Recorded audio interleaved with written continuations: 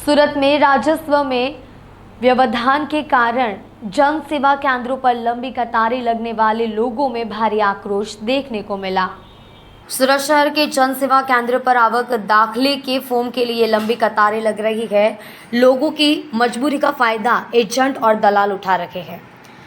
लोक सेवा केंद्रों के बाहर दलाल दस्तावेजों से भरे बैग लेकर बैठे हैं और लोग सुबह 6 बजे से लाइन में खड़े हैं, लेकिन जन सेवा केंद्र घंटों तक चालू नहीं किया गया था।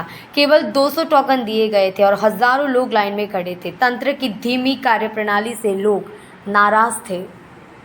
राहुल पटेल सवारे 7-8 वागे अमे काले भी आवे तो टोकन ना मळ्યું, पाछું જવું પડ્યું, પાછી કે બપોરે આવો, બપોરે બી પાછા ગયા, સર્વર ડાઉન થઈ ગયું।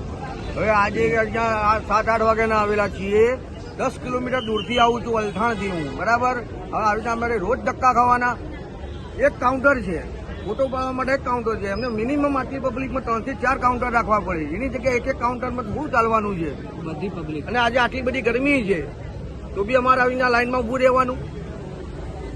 ટીકા દુબે છે, હું પરત પાટિયા ગોડાદરાથી આવું છું। હું લગભગ સવાર 3 દિવસથી આજે ધક્કા ખાઈ રહી છું।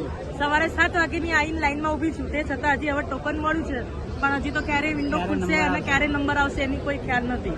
બપોરના 3 બી વાગે ને 4 બી વાગે રોજ આવી રીતે ધક્કા 3 દિવસથી અમે ત્યાંથી રિક્ષા કરીને આવીએ છીએ અને રિક્ષા ભાડું આવકના દાખલા કરતા તો રિક્ષા ભાડું અમારું વધી જાય છે। મારું નામ હરિભાઈ, આવકના દાખલા માટે આવેલો છું 7 વાગ્યાથી। બહુ લાઈન લાગેલી છે। હા।